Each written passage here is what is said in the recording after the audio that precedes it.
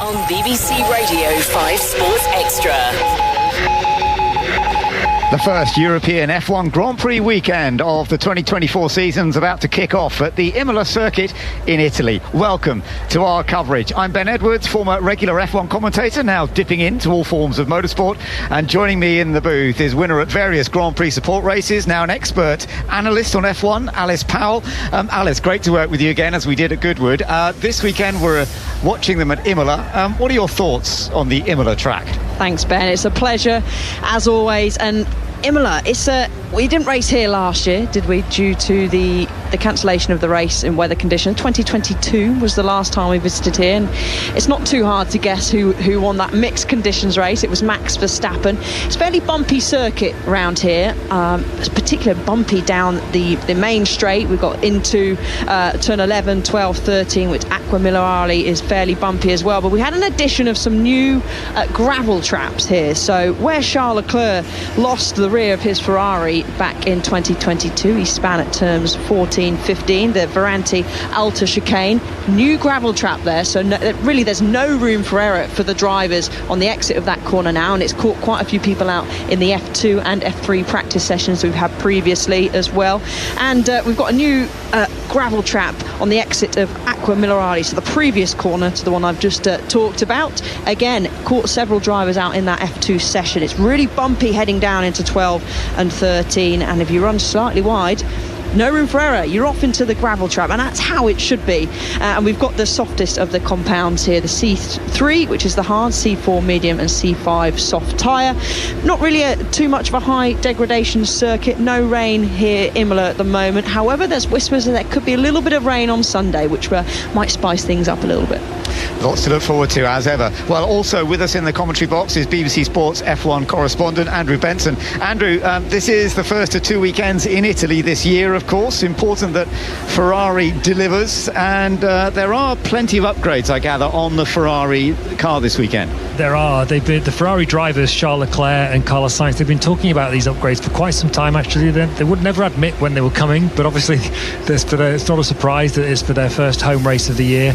Lots of changes on the car, all aerodynamic around the side pods and floor, but they're not the only team with that. Red Bull, Mercedes, Aston Martin, they've all got big upgrades, and of course McLaren had one in Miami where Lando Norris won. And I don't know about you, Ben, but we sort of started this year thinking Max Verstappen was just going to walk away with it, and I think he is going to walk away with the championship, but it was very close in Miami. McLaren were genuinely quick, and this is a track which they expect to suit them better than Miami did.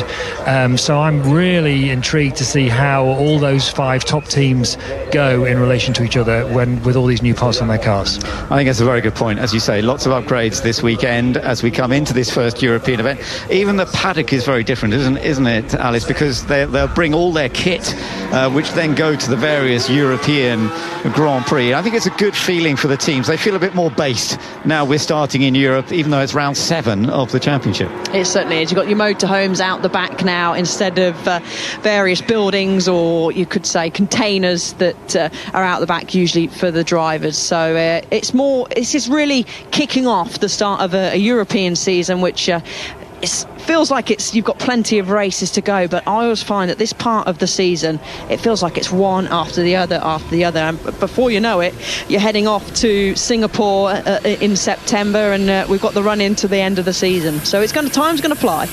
Now, Oliver Behrman, who you mentioned was out in Formula 2 earlier, it didn't quite go right for him in practice. He is going out in the Haas F1 car. So for those who, if you watched him earlier in the year, he did that fantastic stand-in for Carlos Sainz at the Saudi Grand Prix. That's his one outing in a race event, but he is reserve driver for Haas. And of course, that's very interesting, Alice, with the fact that we now know that Nico Hülkenberg is leaving Haas at the end of the year. He's going to Sauber, which will become Audi.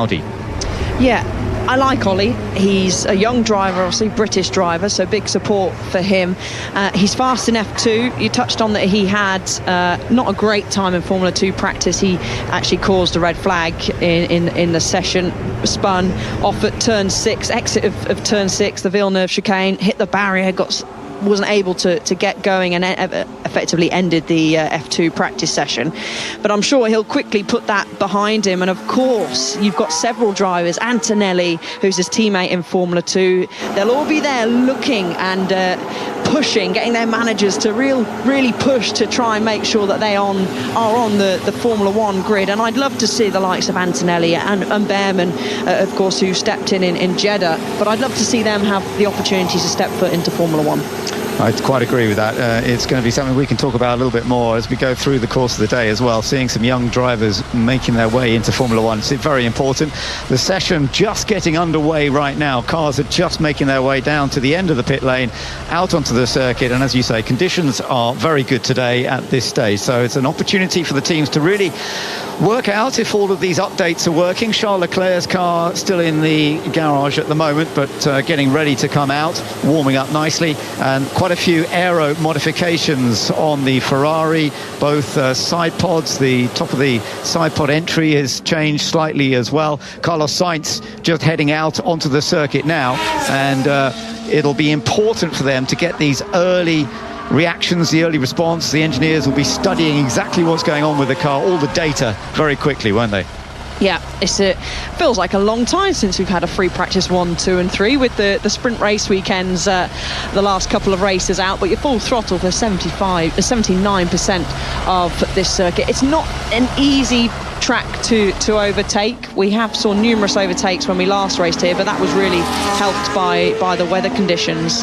So it'll be looking for the drivers to really settle in, and if they do make a small mistake, like Charles Leclerc did in free practice, the only free practice session in Miami, they have then got those couple of practice sessions, so it doesn't really put them on the back foot. So Carlos Sainz is just heading up the hill now through turn 12, where that gravel trap, Ben, sits really close to those FIA curbs. So if you do make an error, you are into the gravel.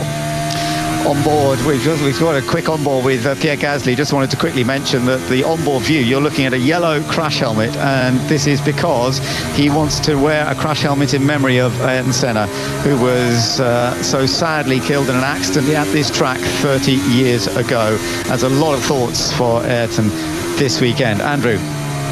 Yes, darkness. Very soft, something is wrong with it. Copy, mate, we're checking. Sorry, I didn't hear any bleeps then to warn us that Gasly was going to be broadcast. Yes, darkness and light at Imola, isn't it, Ben? We both are old enough to remember that weekend 30 years ago, horrendous that it was.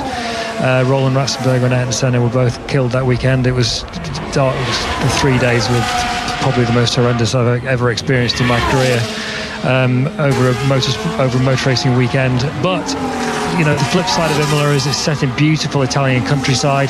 It's an incredible track, high-speed corners. It's not quite as high speed as it used to be back in the day when Senna was killed, because the Tamburello and Villeneuve corners were flat out kinks at that time. But the addition of these gravel tracks, Ben, I find it's really interesting, because there was already a lot of jeopardy at Imola because the corners are so fast. There wasn't a lot of runoff anyway. It's easy to dip a wheel wide as a result of that. There's one of the corner at the top of the hill after Tota, a double left called Piratella, is particularly demanding.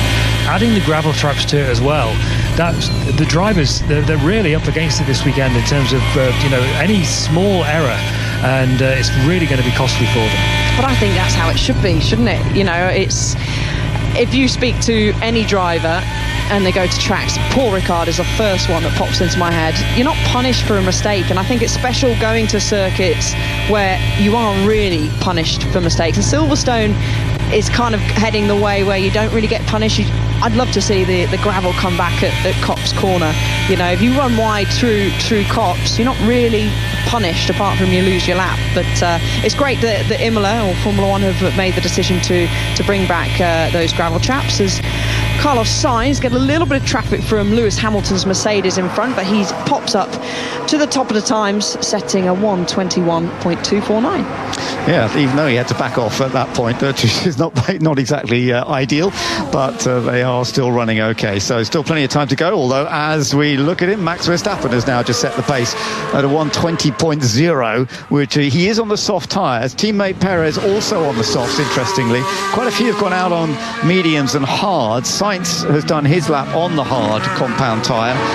So Red Bull going out on the soft tyres. Leclerc's just done a decent lap on the hard compound tyre. In fact, he's just gone second fastest. So it's Verstappen, Leclerc. Perez, no, it's not. George Russell has gone even quicker on the mediums. This is always the way first practice begins. You're going to see lots of different people popping up to the top. Tsunoda now up into third place as well. And the track reasonably busy. It's good to see a lot of the cars are out on track. Not all of them just yet, but we've got just over half of the 20 cars out on circuit at this early stage. And Oliver Behrmann in the Haas actually out with his teammate at this point. Funnily enough, Nico Hülkenberg, with all his experience in motor racing, he's been racing for 18 years total, about 14 years in Formula One. He's never actually raced at Imola, which is a bit of a bizarre one, isn't it? It is, and it's a stat that when I read that over the course of this week, I had to blink several times. I was quite surprised that he'd not ventured round Imola, but he'll be looking forward to trying to move his Haas slightly further up the order. He's good at qualifying, but they've just not really been able to materialise any real decent results. So the sound you can hear at the moment is riding on board with Oliver Behrmann. He's looking left, looking right, just making sure he's keeping out of the way of any traffic that will fly up behind him. And again, the team's really, they are a real big part of managing the traffic and having the use of the GPS just to make sure that you don't hinder anyone. Lando Norris speeds down now into Ferranti Alta, sliding past, just avoiding the curve there as he's building up. But he's got quite a few sensors on the front of his McLaren, hasn't he, Ben? Certainly has. He's got the aerodynamic way of working out what's working on the cars. Now, that was very much updated from Miami, of course, and he went on to take the victory. We gather that now that both cars have been updated. So Oscar Piastri has all of the updates that Lando Norris certainly enjoyed and made the most of in that last race at Miami, and taking his first ever victory in Formula One. What a fantastic feeling that was for him and for the team. He's spent time at the factory since then. They've been able to really celebrate, but he's already focused on what's coming up now. That's the way you move on, isn't it?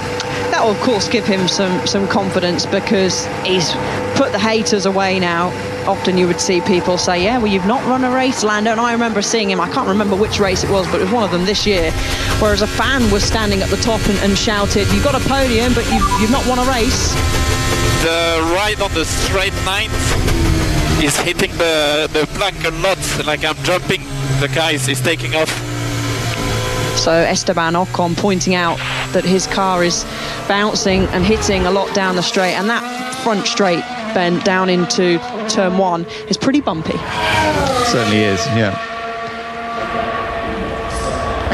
First practice is underway, and initially, funnily enough, George Russell and Lewis Hamilton are showing some good pace. But bear in mind that what we're expecting is Red Bull to be as strong as ever. But we have had two other winners apart from Max Verstappen this season so far. Lando Norris winning last time out in Miami for McLaren, and a Ferrari victory for Carlos Sainz in Australia earlier this year as well. We are going to keep a close eye on both McLaren and Ferrari and see just how competitive they can be with Red Bull after showing such tremendous pace in Miami last time out. It's the first race of the season in Europe. There's a big crowd here in Italy already, and of course they'll be supporting Ferrari massively. So we're looking forward to a fantastic weekend over the course of the next 3 days. First practice well underway, and right now is George Russell at the top.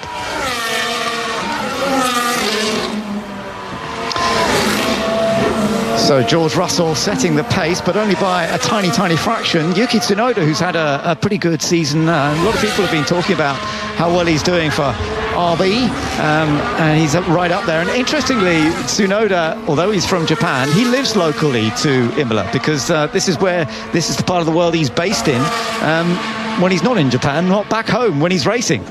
Yeah, so he'll stand nearby. He'll know the best places to eat, best places to venture to. So maybe we should pop down for some advice as Andre Stella watches on the pit walls. Piastri now floats to the top of the times, 118.9 on the medium set of tyre. We've still got a bit of way for the track to dial in the fast lap times. Lewis Hamilton has the lap record set here in 2020 of a 1:15.484, so we're still a little bit off that, as Max Verstappen just clipping the gravel there at the final corner. DRS will spring open as he heads down the straight, pops up on the soft tyre, only 3/10, just over 3/10 of a second quicker than Piastri, so I would expect a bigger gap from Max, but maybe he's just building up to it. The Ferraris, though, they're out on the hard tyre and go half a second of that time of Max Verstappen. That's Carlos Sainz, who goes down, charges it into turn 1 now, but the times will continue to tumble. Max Verstappen, you can hear him bouncing, hits a bit of curb and again hits the gravel, so he's met the gravel a couple of times, and that's at Acqua Minerale on the exit of turn 12 there. And it almost draws you in that corner. You go in on the exit and you think, I've got some room, and then immediately the gravel trap appears, and Lewis Hamilton, is he going to do the same? Yes, but even worse, he gets a bit of understeer. That front end of the Mercedes not wanting to grip going into there, just kissing the edge of the gravel there, Ben. Yeah, no, absolutely, and the amount of gravel around, Andrew, it's quite interesting because this race we've seen safety car in play the last 3 races that it's been back. Remember, it came back to Formula 1 in 2020 and it has remained back, except last year. Sadly, we didn't get a race here because of the rain. It had horrendous floods in this part of the world. But the fact that the safety car is a bit of a regular thing, and now we've got even more gravel traps, it makes me think we're even more likely to get a safety car. I think so, and that thing that Alice was saying about Acqua Minerale, it's because it's quite a quick corner, but it cuts back on the exit, doesn't it, Alice? You think the corner's finished, but actually it's a right-hand corner, but then there's a left-hand kink while you're still in the exit phase from the corner, and that's where we just seen Yuki Tsunoda nearly drop it at Rivazza, which is the sort of last two double left-handers before the pit straight. He got into the gravel but managed to hold it together just about. That was a very scary moment. But yeah, I agree with you, Ben. I think with we got the soft tyre selection, so that's probably might well mean 2 pit stops. I think that's probably why they're doing it, to introduce a bit of variety in the race, because a one-stop pit stop strategy around a track where overtaking is really difficult could lead to a very dull race. So I suspect that's what Pirelli are thinking of on that front. Add in some gravel traps, and the high-speed nature of the circuit is also very, very bumpy, it looks like to me. These cars are very stiffly suspended with their ground effect Venturi floors, and every single car we've seen coming down the straight, particularly towards Tamburello and then also up to Variante Alta halfway around the track, the cars have been bouncing a lot, hitting the ground. Seems like it's a normal thing, even if you don't have a problem like Esteban Ocon was talking about in his Alpine. Wow, we are definitely seeing these gravels being touched by several drivers. Tsunoda, Hamilton, we are definitely going to see some problems. But and the other Mercedes has gone fastest again. George Russell still on the medium compound tyre. He's now done a 118.1. Quite encouraging this. Let's just see Hamilton coming over the line now. He's currently down in 5th position. So, yeah, Russell putting together a very good lap. He is. I mean, setting the pace early on. Of course, there is still 47 and 6.54 seconds left of this session, so still quite a way to go. Still a bit of time for the track to evolve. Sainz doing the highest of the hard tyre runners. He's only 4/10 shy of Russell in the Mercedes, but it's very busy on track for this early on in the session. Drivers trying to dial in, obviously with these new upgrades that numerous teams have bought, Andrew, they're wanting to gather as much data as possible this early on. Here's Tsunoda's radio. And could you please stop pressing the radio while I'm pushing? I'm not, but we check. Okay, yes, Tsunoda there talking about things that drivers hate, which is being talked to by their engineers when they're in high-speed corners and so on. Yeah, the upgrades, obviously they're wanting to get as much data on those as they can this first practice session. I think Mercedes, it was interesting hearing George Russell and Lewis Hamilton talk yesterday. They've obviously had a difficult start to the season, Ben, haven't they? And they were looking forward to having just a normal Grand Prix weekend to try and get on top of this car. They feel that it's really hard to get this car in the right setup window, and having 3 practice sessions to do that rather than just the one in a sprint weekend, which is what the last 2 race weekend formats have been, they're hoping will be an advantage for them. But fundamentally, they're in a situation where the car, it either works in the high speed or in the low speed corners. It doesn't work in both at the same time. And if they get it balanced for the low speed corners, then they end up with massive oversteer in high speed, which you really don't want. You two as ex-racing drivers will know that better than me. And if you balance it for the high speed corners, then you end up with low speed understeer. And I think that's what we've been seeing Lewis Hamilton struggling with so far today. That's the sort of default setting Mercedes have gone for, because you can't live with high speed oversteer, but you can kind of live with low speed understeer a bit more safely. Good point. Well, we shall keep an eye on them. We're riding at the moment with Max Verstappen. He's putting together a pretty rapid lap. He's done a very good first sector. He's now on the soft tyres again, still, that he was running earlier on. Let's just see whether this is going to be good enough. He's on target.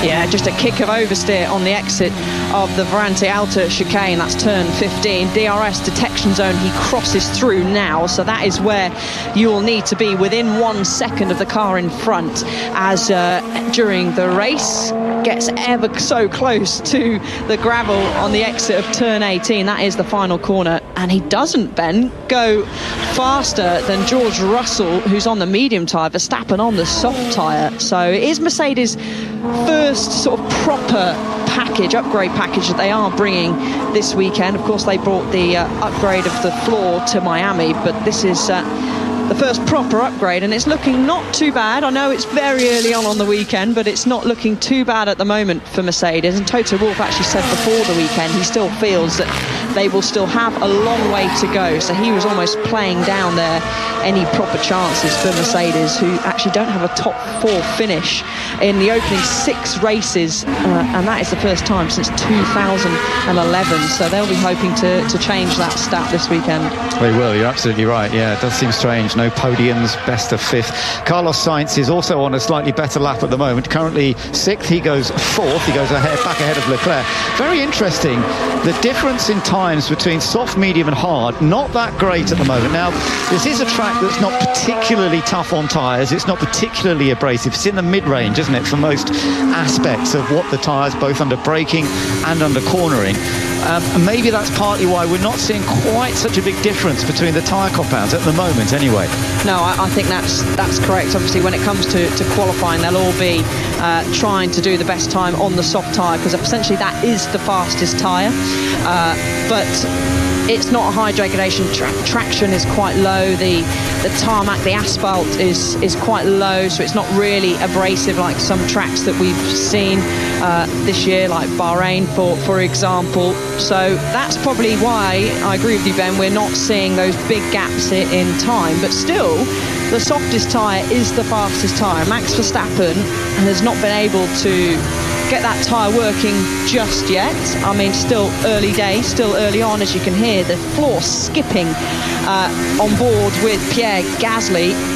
He has the helmet camera in this weekend, not setting the world on fire at the moment on that medium tyre though.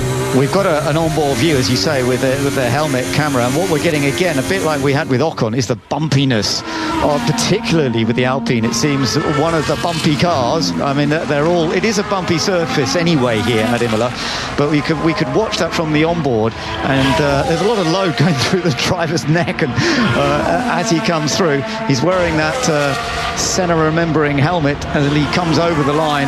15th fastest for Pierre Gasly at the moment, and Ocon currently 12th fastest. Interestingly, David Sanchez, now the executive technical director at Alpine, who is an important person to have come into the team as they now try and improve on the technical side. Meanwhile, Lewis Hamilton has just set the fastest middle sector of anybody so far. Still on the medium compound tyres. We've seen Russell fast, of course, already. So it does look as though the Mercedes is working well. It does, and actually that medium slow speed understeer didn't look like he had too much of that at turn 17, which is the first Rivazza. You really have to try and get to that inside curve, because it's sort of off camber, it floats away, and if you do, and we saw actually Yuki Tsunoda put in a good demonstration for us, if you do miss that inside curve, you're met with the gravel very quickly, and we have a yellow flag in sector 2. Okay, so let's just see what's gone off there. So one of the Williams, it's Albon, who's had a little bit of an off, Alex Albon. When he's getting out. Yeah, so because you can't see a lot of damage on the car, so we'll just have to have another look at this in a moment. So we've got yellow flag, cars are still allowed to go around, but I imagine that, yes, red flag is now out, so they need to stop this session and be able to recover the Williams. Whether it has just come to a halt, whether there's been a technical issue. He's not in a gravel trap, he's on grass, so it's unlikely that he's gone off there unless there's something technical, but we will find out. Lewis Hamilton just waving that he's seeing the flags and heading slowly back. So it's George Russell currently fastest. Oscar Piastri has gone second. That was just a moment or two ago. Oscar Piastri's put in a really good lap in the McLaren, updated McLaren.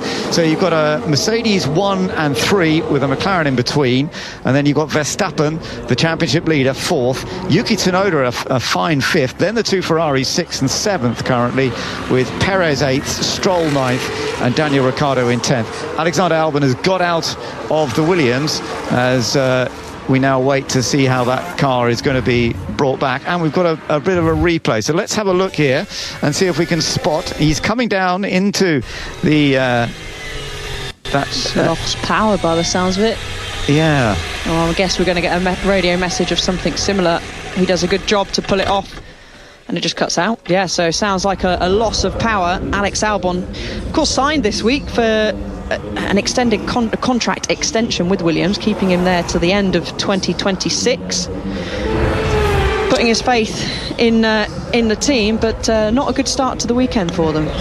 They've not had a good start to the year, have they, Alice? They were 7th last year overall and 9th at the moment after 6 races so far this year. They've racked up a lot of damage in those cars. They've had to miss races with drivers because of that damage at various points, and also, James Vowles, the team principal, revealed yesterday to the media that the car is half a second overweight, half a second's worth of lap time overweight, and that's a consequence of the delays that they had over the winter. They've taken a lot of weight out of the chassis, Vowles was saying, about 11, I think it's 11 or 14 kilos, something like that, which is that's quite a lot of lap time in itself to gain. But because the build process was delayed, they've had to rush fit parts to the car to get it ready for the season, and that's meant the parts that they've rushed are heavier than they should be, so they're carrying so half a second nearly of lap time to be carrying for the first 6 races. They've just started to begin to take that weight off now, but it just goes to show how much work Vowles needs to do at Williams to try and turn that team around, how out of date their processes had got over the previous 20 years or so of underinvestment. Just on Alex Albon's contract, actually, it's really annoying for the media. I don't know why. They will not tell us how long his contract is. They say it runs into the new regulation period, they say. So it's at least till the end of 2026, that means. Someone wrote that it was to the end of 2027. I was then told by someone very close to the deal that isn't true. So that means it's either to the end of 2026 or it's to the end of 2028 or longer. I just don't know. And what's so stupid about this when the teams do it is that we always find out, because the drivers' managers know, and they all talk to the teams, and then the other teams find out what the contract is, and then they tell us. So it's like, why don't they just say it in the first place? It's just ridiculous. They just want to wind you up, Andrew. Exactly. I feel like they've done a good job. No, it's an interesting story though, and with Alex Albon, I mean, he's been very much a good part of Williams, hasn't he, Alice? But you know, always thinking, as a driver, you're always thinking, is there somewhere better I can go? And Williams are not quite there yet, but obviously they're putting in the work to improve. Yeah, they are, and just for example, with the weight situation, 10 kilos of weight in Formula 1 terms is essentially nearly 3/10 of lap time. So as much as 10 kilos might not sound too much to people, it makes a massive difference. But he's clearly putting the faith in the team. I'm surprised we've not heard a radio message to hear what was wrong with Alex Albon's car, but I've got a couple of friends actually that work at Williams, and they were so hard to get a hold of over the winter, because they were literally working day and night, working a whole rack of night shifts to try and get the car ready for the start of the season, as Andrew was touching on. We're riding on board with Joe. I'm jumping like a kangaroo. And you So another one that's bouncing around. He says he's jumping like a kangaroo, and the car, we can see a lot of sparks coming from the underfloor. That is something, though, that we're seeing from a lot of cars. We saw from the onboard with Pierre Gasly, the bounce we saw from that helmet camera. The ride is the worst we've had so far this year. I do something for it, can't even see where I'm going in the straight. Yeah, copy that. We can see what you're talking about. So Gasly there on radio talking about the same thing, about how the bottom of the car, the floor, is hitting the asphalt, the tarmac of the circuit. And we heard that from Esteban Ocon, his teammate, earlier on, but we're not just hearing it from the Alpine team, are we? No, it seems like a trend throughout many of the teams at the moment, but it is a bumpy circuit. It's much bumpier than where they were previous out with Miami, which is probably surprises quite a few people, seeing that this is technically a permanent circuit. But old surface here at Imola, as I think we've got green at the end of the pit lane now, so a few drivers will make their way out. But yeah, it's not going to be a smooth ride, but luckily for them, it's not a sprint weekend, so they have got not just this practice session, but a practice session later on today. And of course, FP3 is tomorrow morning before the big sessions enter, with qualifying tomorrow afternoon and of course the race on Sunday. Andrew, I think it's quite interesting in a way that the Mercedes is going well at the moment in practice. Now, this does happen sometimes, and I know Toto's talked about this occasionally, that they seem to have the pace in practice, but then when it moves on through the weekend, they get to qualifying and it just hasn't quite come together. But this is encouraging for them. Yes, I mean, they've been so poor, basically, by their standards. I've been hauled up by Mercedes a couple of times this year for using words like that to describe them when they're fourth quickest team. But in the context of being 8-time consecutive world champions, fourth is poor. That's the context there. If you're Mercedes, you have to be competing for podiums and wins, basically, and they're just not, as you were saying earlier, Ben. What was it? This is obviously a new car concept that they've introduced this year. What was interesting last year, actually, is that this is the sort of circuit where you would expect them to have been quick in 2023, because of the way they designed their car last year. Basically, the higher you had to run the car, the more competitive they were, because that's the way they'd set the sort of aero map, whereas other teams had set their perfect aero map lower down in terms of ride height. It's not necessarily the same this year, but that's why they were quick, for example, in Austin last year, and other bumpy tracks. Singapore would be another example. And we'll have to wait and see. But, of course, the problem with first practice is that you can get sucked into reading too much into the lap times, can't you? Just because the McLaren and the Mercedes and the Red Bull all look close together on time right now, which they are, just 1/10 separating the top four, Russell, Piastri, Hamilton and Verstappen. 10 or 20 kilos worth of fuel, as Alex was saying, can make a big difference. And just as an example for Williams, it's ironic, isn't it, that they took 14 kilos or whatever out of the chassis, and then they basically had to add exactly that amount of lap time back in on weight to get the car ready for the start of the season. And sorry, Alice, I just kicked over your wall slide. Right, no worries, the lid's on. Yeah, a bit of a mess. But on Alex Albon, just to finish that point off on his contract, I think we're seeing two things there. Yes, it's a measure of his commitment to the team and vice versa. Also, though, it's a measure of the lack of opportunities for him elsewhere.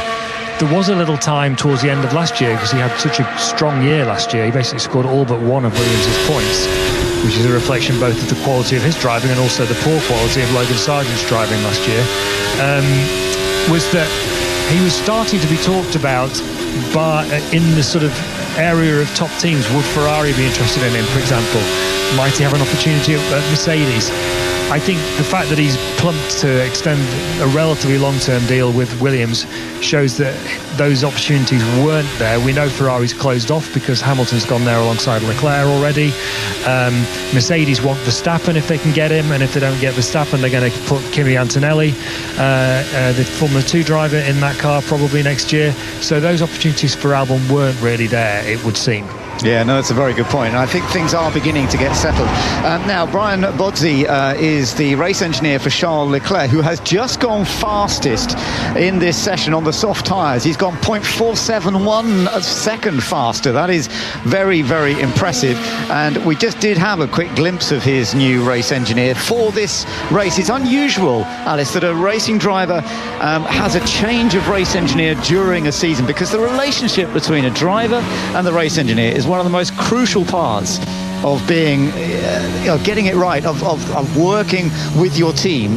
And it's very interesting that Ferrari have made this change. Mind you, Brian, who he's now working with, is not somebody new to him, because he was his performance engineer, so they've worked together closely for many years.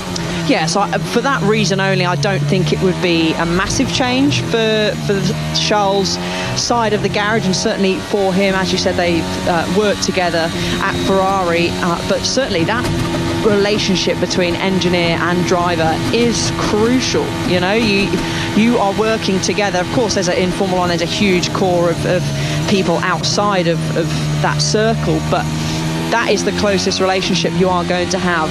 When you are talking on the radio, your engineer will be the one that's likely going to respond most of the time. So you'll be going through the data with them. You'll be looking at everything with your engineer, and you put your faith and trust in them to make George Russell? Bit of a big one over the curb. He didn't seem too bothered about that, but that was heading into the... and he did a good job to catch it, actually. That was heading through turn 3, the first chicane there. Sparks flying off the back as he landed. But, yeah, you put your faith in the engineer to make the right call. So, yeah, that relationship is crucial. But, as you said, it shouldn't affect Charles Leclerc too much, because he's already been working with this current engineer now. Interestingly, Valtteri Bottas is one who had a new engineer last time out in Miami, so again he's only got a second time. That's Steve Petrick, who is his race engineer this weekend, only for the second race. Most drivers, of course, have been with their race engineers for many, many years, and Lewis Hamilton, who is currently on track at the moment, we're keeping an eye on him a little bit. He's just done a personal best in the first sector. His race engineer, they are now in their 12th year together, and of course with a great deal of success. Peter Bonington, Bono as he's known, they have a great relationship, and it has been immensely successful. Just looking at the times, Charles Leclerc fastest, but amazingly Yuki Tsunoda second. Briefly, Sainz has now gone fastest, so we've got Ferrari 1-2 on soft tyres. Yuki Tsunoda still up there in third, ahead of Oscar Piastri in fourth. Oh no, George Russell's just gone fourth, faster than Piastri. We're seeing a lot of changes now as the track has reopened after that brief red flag period when Alex Albon's car just stopped off. So we've got a few changes coming in, but Ferrari now at the top. But I'm still impressed with what Yuki Tsunoda has done so far. Let's just see what Lewis Hamilton does here as he comes over the line on the soft tyres. He goes second fastest. Yeah, he does. Still shy from Sainz in the Ferrari, but Hamilton clearly feeling a little bit more at home with the Mercedes, and he'll be hoping that they can really, with this upgrade package, really start to turn things around. Hugely disappointing start the season, as Andrew's already touched on, for Mercedes as Toto Wolff watches on. But yeah, Yuki Tsunoda popping up there. You could say, okay, this is just free practice, but adding a little bit of pressure onto Daniel Ricciardo, who, bearing in mind, hasn't had a run out on the soft tyre. He's 2.1 seconds off the pace at the moment, only on the hard tyre, so he'll be taking some confidence in the car, seeing what Yuki Tsunoda has been able to do. As that, I think this is riding on board with Daniel Ricciardo, and he's just sailed on into the gravel, heading down to actually where the sister car had a big sideways moment, and he just carried a little bit too much speed into the first part of Ravazza, sailed on through the gravel, manages to find the escape road before getting anywhere near the tyre barrier. It's quite interesting we're just seeing Oscar Piastri too. Did he go into the gravel, or he put the right-hand side of the car into the gravel? Quite interesting. Gravel traps vary hugely, don't they, Alice? We've seen very different gravel traps over the years. This one is quite firm, quite hard. When you go into it, you don't sink into it. The way that Daniel Ricciardo... Let's just listen to Norris. Hello, something's wrong. Hello? Radio tech, radio tech. Well, just look at the data, mate. So it just cut out, everything turned off, and it's back on now. But Yeah. Slightly strange conversation. Yeah, it sounds like when you're driving along and you lose signal and you're there talking to yourself, but something not quite wrong. But yes, sorry, Ben, you were saying. That gravel trap, I mean, we've experienced gravel traps ourselves. Sometimes when you go into a gravel trap, the car just sinks and you go nowhere instantly. But this is quite a firm gravel trap.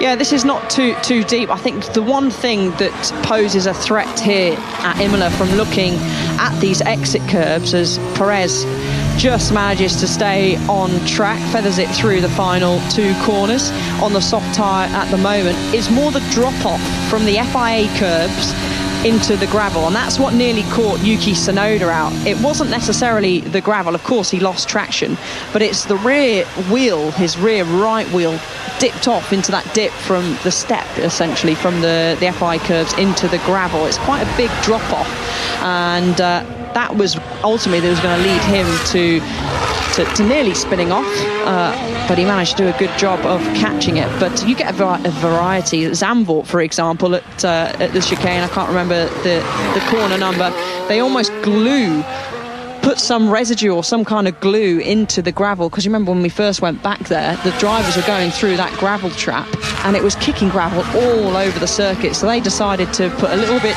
of residue, glue, whatever it is, into that gravel, which didn't necessarily clump it together too much, but it stopped it spreading onto the circuit. George Russell's just done another very good lap. He is fastest on a 1:17.094. He's on good form, there's no doubt about it. He's on the soft tyre, and that has put him just ahead of the Ferraris. It's very, very tight, very close, nothing much to choose between them. Oh, we just see Oliver Behrman having a little hop over the curbs. The curbs here, this is something we also will be watching. He had, well, 3 wheels up in the air. I don't think he had all 4 wheels quite at the same time.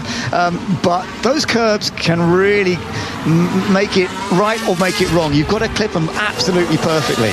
100%. And actually, Montoya's son gave us a great, Pablo Montoya's son gave us a great demonstration of that in the Formula 3 practice earlier on. He just was too greedy.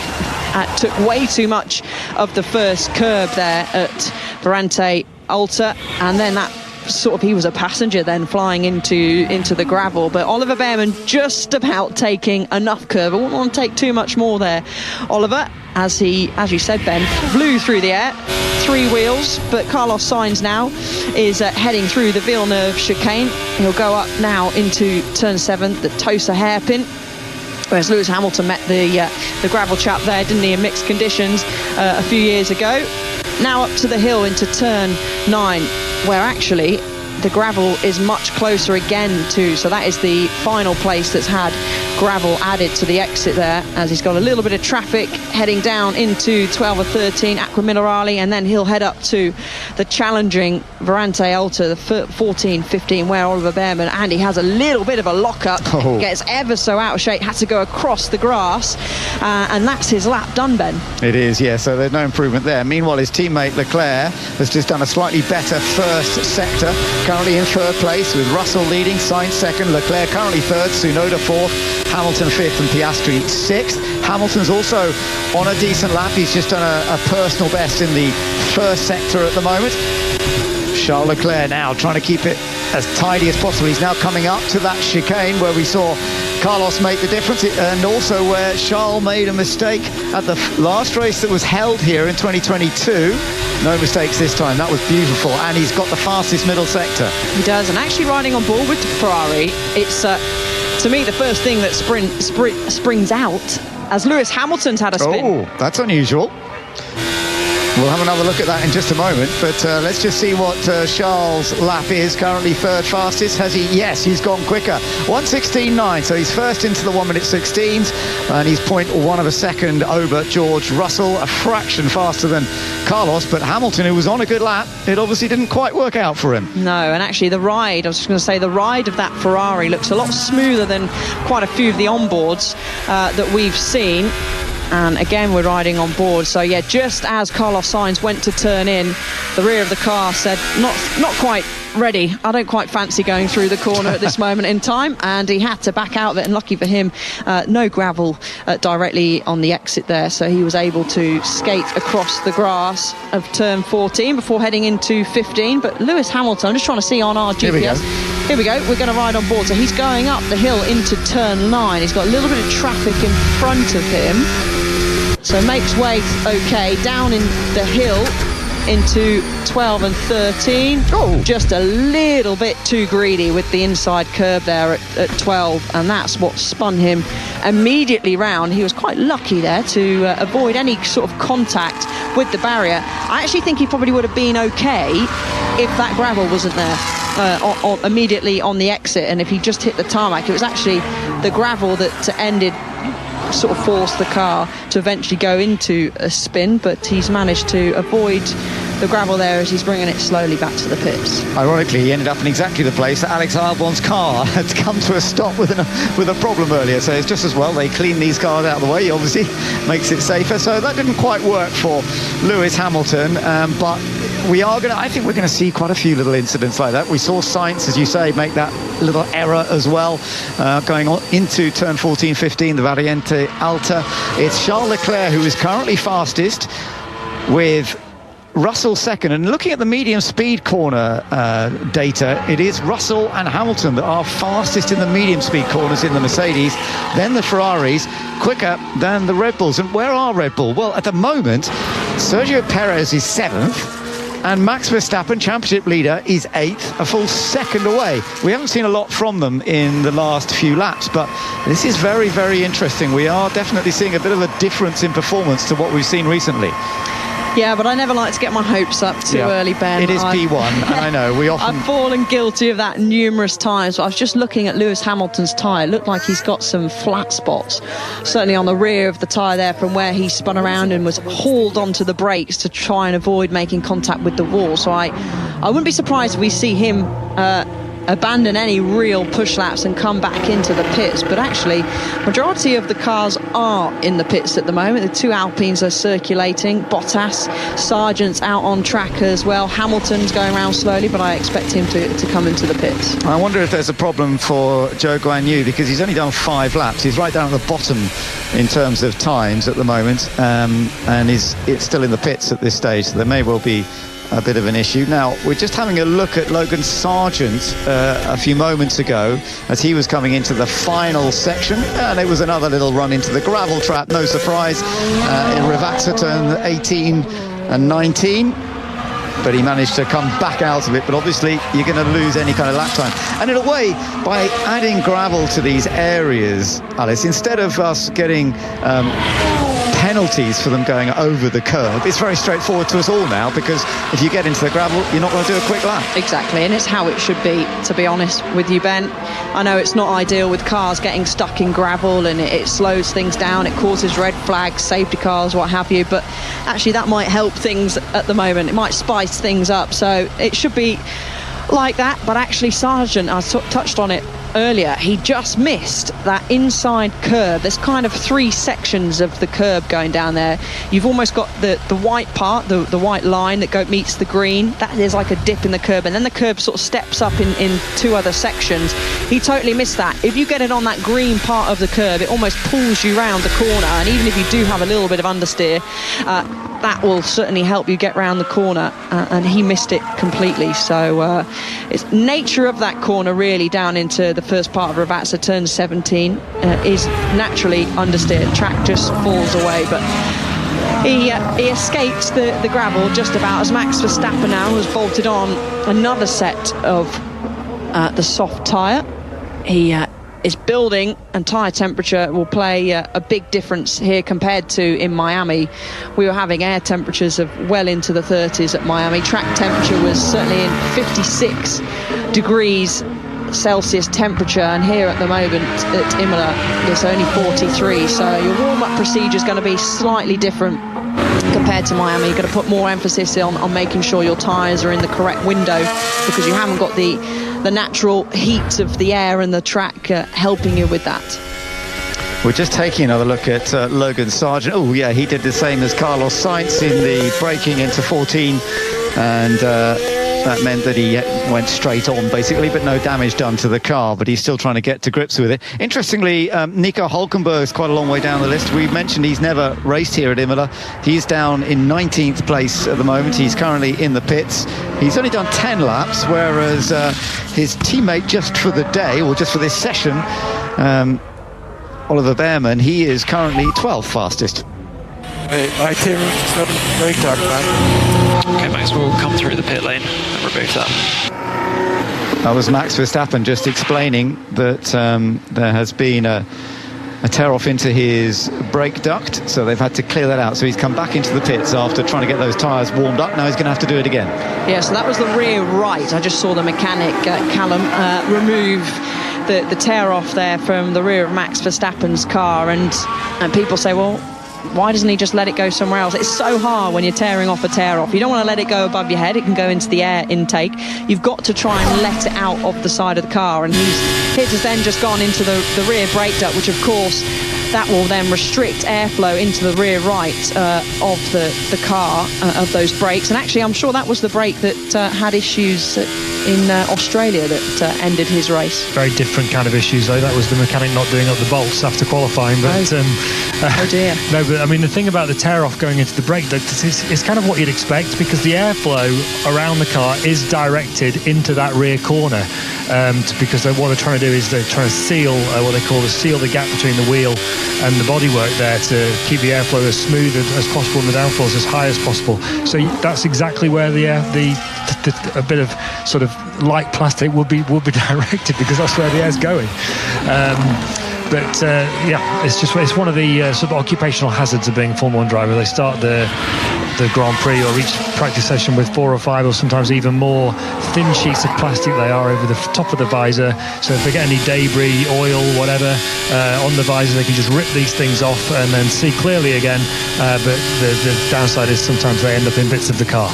We're watching Ollie Bearman at the moment out in the Haas. He's not doing improvements at this stage, but he's already done a good lap. He's 12th fastest with the Haas so far, just between the two Alpine drivers. Actually, Ocon is just ahead of him, Gasly just behind, and in fact I wonder if they've put a bit more fuel in at the moment, because he's going a little slower at this stage. But Andrew, just looking at the fact that Nico Hülkenberg, we know is definitely moving on from the Haas team next year, going to Sauber, it's got to be a pretty good chance for Ollie Bearman to perhaps get the seat there. I wouldn't say it's locked on yet, Ben, but it's not far off. Ferrari he's in the Ferrari driver academy, Oliver Bearman. That's how he ended up in Carlos Sainz's car when Sainz got appendicitis in Saudi Arabia earlier this year, and they're very keen to promote him into Formula 1 next year, and Haas is the obvious place, because the relationship between Haas and Ferrari is very, very close, as Max Verstappen is now starting his flying lap on those new soft tyres, and he's up in the first sector on Charles Leclerc's fastest time so far. So we'll pick him up in a minute just to finish this point. So Ferrari pushing quite hard to get Bearman into that Haas. There's one seat available, so it does look very, very likely that he's going to get that shot, and it makes a lot of sense. It does, and I'm glad that they're running him quite early on. I mean, even though he's doing Formula 2 this weekend as well, so combining the two is never easy, but he's doing a good job. Let's focus, Alice, on Max here. Good first sector, middle sector not quite so strong. No, he ran slightly wide, very close to the gravel on the exit of turn 9, which is the second corner you'll enter through into sector 2. He's now well deep into the final part of the lap now, through turn 18, last part of Ravazza. DRS will fly open as he cuts across the line. He jumps up only into P4, so 2.5 tenths off Charles Leclerc, so lost some kind of performance in that middle sector, as he was fastest overall in the first sector and the final sector. So interesting, yes, fastest in 2 of the 3 sectors, but it hasn't quite come together for him. But and interestingly, Perez is a fraction quicker, just 7 thousandths of a second faster. Perez currently 4th, Verstappen 5th. So it's Charles Leclerc still at the top of the times at the moment. George Russell 2nd for Mercedes, then Sainz in the other Ferrari is 3rd. The two Red Bulls have moved up in the order now. 4th for Perez, 5th for Verstappen. 6th place, still a strong Yuki Tsunoda, ahead of Lewis Hamilton in 7th, Oscar Piastri in 8th, and then Lance Stroll in 9th, Daniel Ricciardo down in 10th. Just outside the top 10, we've got Ocon, we've got Behrman and Gasly, Valtteri Bottas is 14th, Fernando Alonso not showing anything yet, he's down in 15th place. Lando Norris, who was doing some obviously sort of monitoring laps earlier on, he's way down in 16th place. Zhou Guanyu down in 17th, then the two Williams cars, and Hülkenberg is now last, some 4 seconds off the pace in the second Haas. Riding, the noise you can hear right now is on board the Ferrari of Charles Leclerc. Yes, he's out on the hard tyre at the moment, so looking to do maybe some longer runs. C3 tyre, it is the hard tyre this weekend. C4 is the medium, C5 is the soft. Heads down into turn 17, just gets on the curb to help that front end of the car round the corner.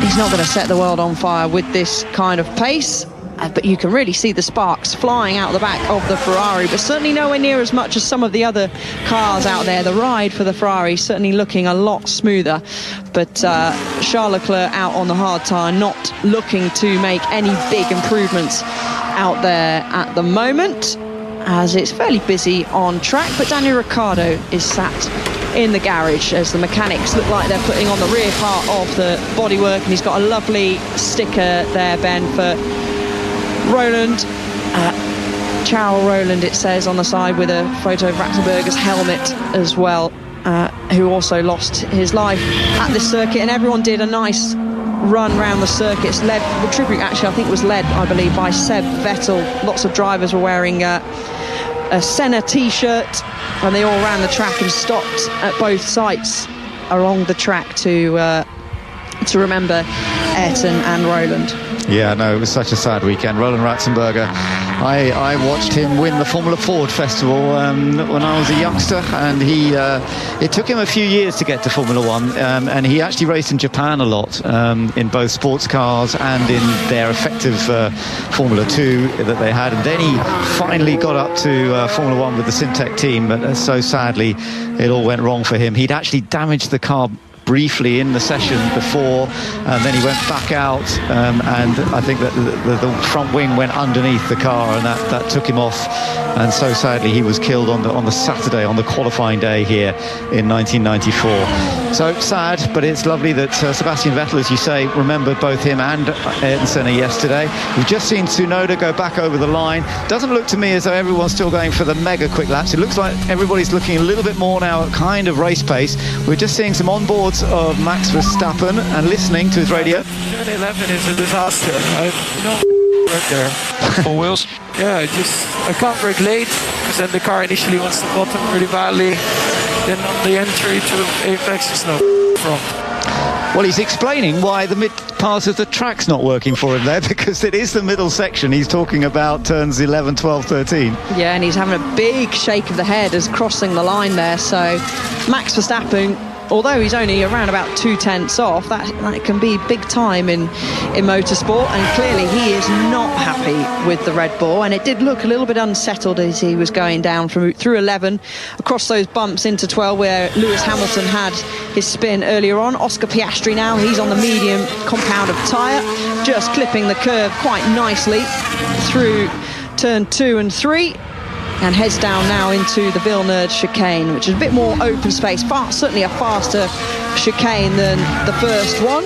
And then down into turn 7, the Tosa, and then quite early and hard on the power up the hill into turn 9. Yeah, it's a lovely climb up the hill. It's about a 30-metre height change here at Imola, and I love to see that sort of rise and dip now as he comes back down the hill, down towards turn 11. This is the one the corner that Max Verstappen was talking about on radio. It looks pretty smooth. He's not doing a mega fast again. I think they may be looking a bit more at race pace at this stage. He's doing a good job though, Piastri. 8th fastest so far. He put in some very good times early on, and he's not had experience here at Imola either, so it's good for him to be getting into. I'm sure he's done a lot of simulation work, mind you. Max Max, just to break down the sectors, you're currently purple sector 1 and 3, but we're losing 4 tenths. Obviously 11 to 12 you highlighted, but turn 7 I think and 9 are also a little bit weak. Yeah, but what is weak? I mean, I understand I'm off, but what is going on then? Well, he's just gone fastest in the first sector. He's now coming through that section of track, which is turn 12, where he was complaining about the problems with the car. He has got... Yes, we were both looking at his sector time. He just done a good second sector, and then he went straight on, didn't he? He got a huge snap of oversteer. I mean, Carlos Sainz has demonstrated some oversteer through there as he was heading into Varante Alta. But that was a massive snap on the brakes going into there. He was 6 thousandths of a second up on Charles Leclerc as Christian Horner shakes his head, rubs his head as well. Not particularly happy is Max Verstappen. I'm expecting we're going to hear quite an animated radio message from him at the moment. So he was up on Charles Leclerc and actually not fast enough in that middle sector. I haven't got the exact numbers, but seems to really be struggling. But actually going into turn 14 where he had that snap was in sector 3 where his engineer touched on he was fastest. So let's have a look here, Ben. Yeah, we're going to look at the replay of how it went wrong, because he was going extremely well, and as you say, then as he gets on the brakes, let's have a look. He's a wheel on the curb on the outside.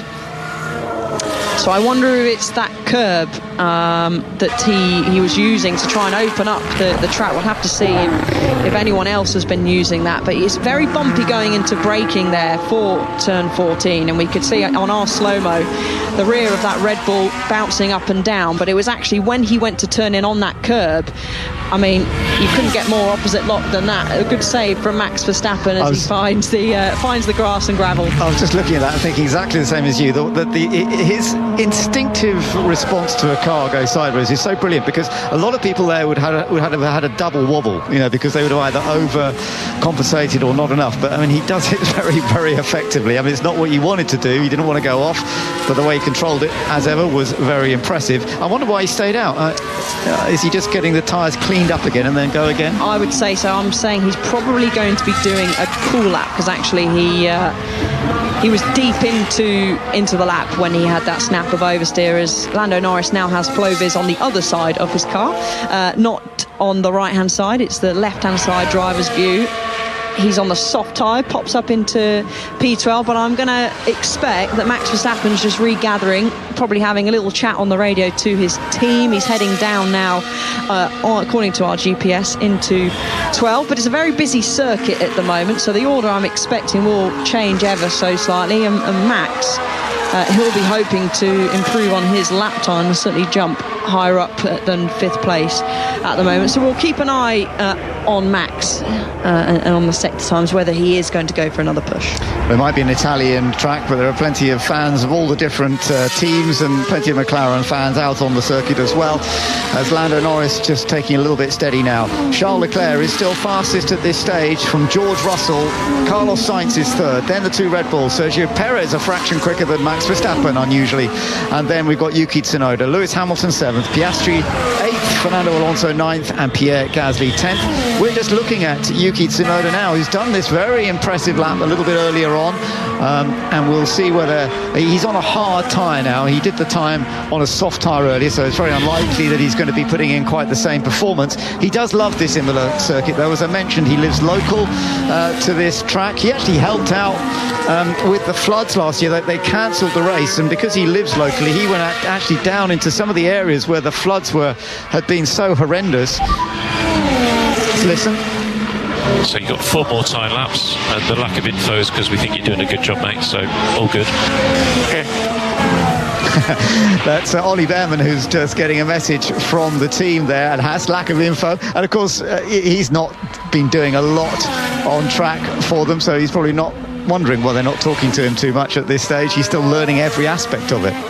Yeah, I think he's done a very good job, in all honesty, especially seeing he's come out of an F2 session where he totally lost the rear of the car and ended up in the wall.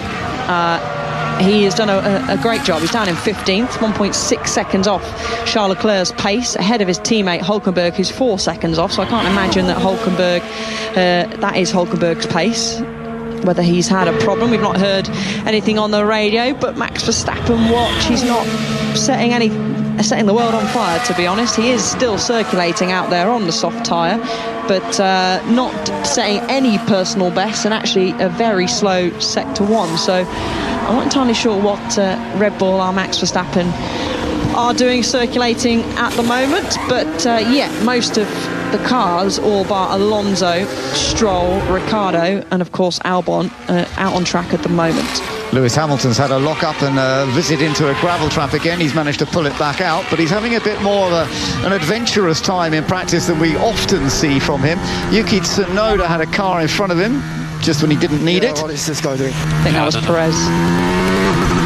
Yeah, it was Perez in front, and as he reported on the radio, he didn't know what was going on there, but thankfully no damage done, nothing upset. The RB team that Yuki Tsunoda and Daniel Ricciardo drive for, of course, a team that is fundamentally based very close to the Imola circuit as well. The team that was originally created as the Minardi team, and then was taken over by Red Bull in the 2000s. But it's rather lovely to see that Yuki Tsunoda's got that sort of pace at the moment. Whether it'll hold on over the course of the weekend, we'll have to wait and see. We're under a minute to go. We're listening to the Mercedes power on the McLaren of Lando Norris, as Lando now just putting another lap or two together. But he is now ahead of Piastri, because for most of this session they've been doing a bit of work on his car. Verstappen's just going quick again. So interestingly, he decided to have 2 slow laps, unless he made a mistake earlier on in the first sector. But purple now, that's fastest overall of anybody. But he's run wide. He's gone off. So he's done what Lewis Hamilton did, but not.